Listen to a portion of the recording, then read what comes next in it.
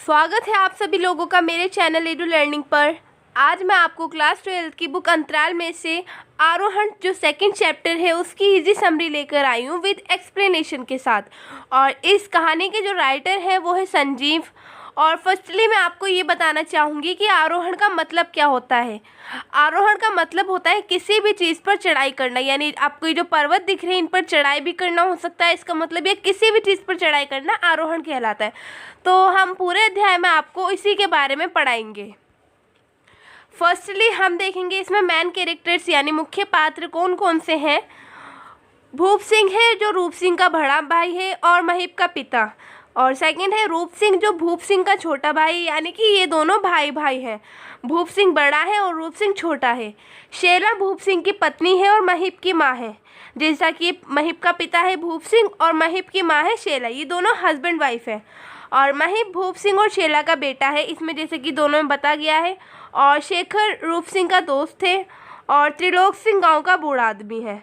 I hope आपको character में कोई कन्फ्यूज़न नहीं हुई है। तो आगे चलते हैं। गांव वापसी। गांव का नाम था माही। 11 साल पहले रूप सिंह गांव छोड़कर चला गया था, यानी जो छोटा भाई था भूप सिंह का वो 11 साल पहले माही जो गांव था वो छोड़कर चला गया था। अब रूप सिंह वापस घर लौट रहा था, यानी कि अब वो घर आ रहा था 11 साल बाद। रूप सिंह के साथ गॉडफादर का बेटा शेखर कपूर था जो आईएएस ट्रेनी था, यानी आईएएस की ट्रेनिंग सीख रहा था। रूप सिंह को एक अजीब किस्म की झिझक, शर्म और लाज घेरने लगती है, क्योंकि अगर उससे कोई पूछता कि इतने साल कहाँ था, इतने साल बाद क्यों लौटा, तो इसका जवाब उसके पास नहीं था। इसलिए वो बहुत ज़्यादा घबरा रहा था घर जाने के लिए। गांव तक की यात्रा, यानी शेखर कपूर जो उसके साथ था और रूप सिंह की दोनों के गांव तक की यात्रा बताई जाएगी। इसमें वो देवकुंड स्टॉप पर रुकते हैं और वहाँ पर चाय पीते हैं। और चाय पीने के बाद वो चाय वाले से पूछते हैं यहाँ कोई घोड़ा वोड़ा नहीं मिलता क्या। चाय वाले ने महीप को बुलाया, यानी महीप जो था वो भूप सिंह का बेटा था। भूप सिंह का बेटा महीप घोड़े चलाता था। तो महीप को बुलाता है चाय वाला, क्योंकि महीप वहीं पे खड़ा होता है।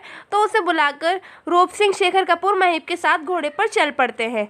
लेखक देवकुंड से माही तक के रास्ते की प्रकृति का वर्णन करता है, यानी देवकुंड के स्टॉप पर वो चाय पी रहे थे और माही के बीच में जो रास्ता पड़ता है वो वहाँ की प्रकृति की सुंदरता का वर्णन करते हुए जाता है।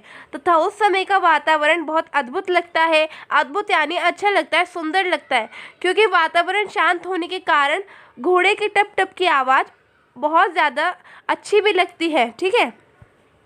भूस्खलन यानी कि इसका मतलब होता है भूमि का खिसकना। ये पहाड़ दिख रहा है ना आपको, अगर ये खिसक जाए और ये वाले घर दब जाते हैं तो इसे भूस्खलन कहते हैं। 11 साल पहले इनका जो माही गांव था उसमें भी भूस्खलन हुआ था। भूप सिंह का पूरा परिवार मलबे में दब जाता है। किसी तरह भूप सिंह बच जाता है और शैला नाम की लड़की से विवाह करके जीवन की नई शुरुआत करता है। दोनों की मेहनत व लगन से खेती बढ़ती चली गई, यानी शैला और भूप सिंह ने बहुत ज़्यादा मेहनत की, इसकी वजह से उनकी खेती भी बढ़ गई। दोनों ने पहाड़ को काटकर बड़ी मेहनत से झरने को खेतों की तरफ मोड़ा। ये भूस्खलन के बारे में बताया मैंने आपको, जो माही में हुआ था 11 साल पहले इस चैप्टर के अकॉर्डिंग। बाल मजदूरी। बाल मजदूरी का मतलब होता है कम उम्र के बच्चों से काम करवाना, बाल मजदूरी कहलाता है। सैलानी शेखर, सैलानी उन्हें कहते हैं जो यानी कि दूसरे देश से घूमने आते हैं। और रूप सिंह घोड़े पर चलते हुए महीप के रोजगार के बारे में सोच रहे थे, यानी महीप जो उसका भूप सिंह का बेटा था वो घोड़ा चला रहा था, वो खुद पैदल चल रहा था। इसमें बताया जाएगा उनको मैं ही अपने घोड़े पर सवार कर रखा था, यानी महीप ने उनको घोड़े पर सवार कर रखा था और ख़ुद पैदल चल रहा था। महीप अपने पिता भूप सिंह से नाराज़ होकर स्वयं मेहनत मजदूरी करके अपने जीवन यापन कर रहा था। अब वो नाराज़ किस लिए था, वो क्योंकि इसलिए था उसका जो पिता था भूप सिंह उसने दूसरी शादी कर ली थी और शैला ने आत्महत्या कर ली थी, तो वो गुनहगार समझता था अपने पिता को, इसलिए अब वो खुद ही मेहनत मजदूरी करके अपना जीवन यापन कर रहा था।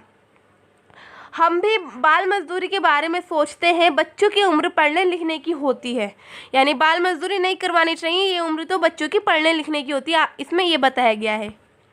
बूढ़ा त्रिलोक जो गांव का आदमी होता है, मैंने आपको कैरेक्टर में बताया था कि बूढ़ा त्रिलोक गांव का आदमी होता है।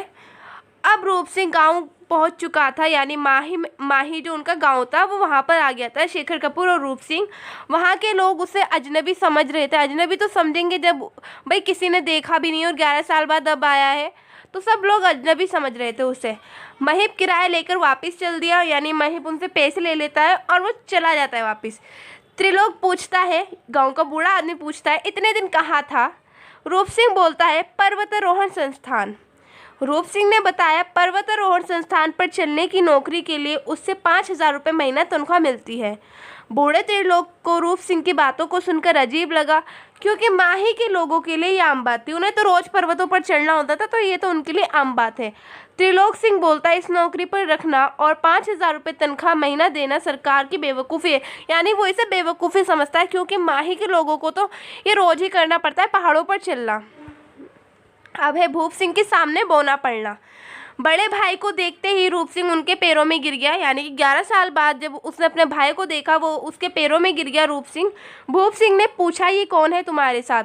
यानी बड़ा भाई पूछता है छोटे भाई से, तुम्हारे साथ कौन है? रूप सिंह ने बताया, शेखर कपूर IAS ट्रेनी है।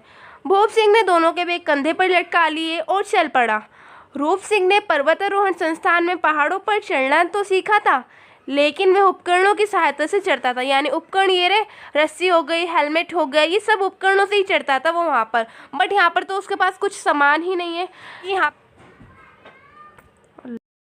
यहाँ सिर्फ पेड़ पत्थरों से शरीर का संतुलन बनाना था। पर रूप सिंह थोड़ी ही देर में हाफ जाता है, क्योंकि उसने तो सारे उपकरणों से ही चढ़ना सीखा था, बट वो बिना उपकरणों के नहीं चढ़ पा रहा था, वो हाफ रहा था। लेकिन भूप सिंह मांसपेशियों का उपयोग करते हुए वन मानुष की तरह चढ़ रहे थे। भूप सिंह, उसका जो बड़ा भाई था, उनका तो रोज आम बात थी पेड़ों पर चढ़ना, तो वो ऐसे ही चढ़ गया था। पहाड़ों का कठिन जीवन। अब मैं इन पहाड़ों के कठिन जीवन के बारे में बताऊंगी। पहाड़ों पर रहना, यानी कि पानी की कमी होती है, वहाँ पर ईंधन की कमी होती है, शिक्षा की कमी होती है, रोजगार की कमी होती है और स्वास्थ्य सेवाओं की कमी होती है। आई होप आपको अच्छी तरीके से समझ आया होगा ये पहाड़ों का कठिन जीवन। अब है स्त्रियों का कठिन जीवन। पहाड़ों पर दयनीय स्थिति होती है उनकी, परिश्रमी होती है, बहुत ज़्यादा मेहनती होती है। परिश्रमी का मतलब अनपढ़ होती है, यानी कि वहाँ पर कोई शिक्षा नहीं होती, तो वो अनपढ़ होती है, भोली भाली होती है। और भूप सिंह का कैरेक्टर्स के बारे में बताऊंगी। वो आत्मविश्वासी था, मेहनती था, चढ़ाई में कुशल था। आपने देखा था कि वो चढ़ाई में कैसे कुशल था, और पुनर्निर्माण में विश्वास, यानी कि 11 साल पहले जो उनके गांव में भूस्खलन हुआ था, उसके बाद भी उन्होंने हार नहीं मानी। उन्होंने खेती में बड़ी लगन से खेती अपनी आगे बढ़ाई। और इस पार्ट के जो महत्वपूर्ण प्रश्न हैं, यानी इम्पोर्टेंट क्वेश्चंस हैं।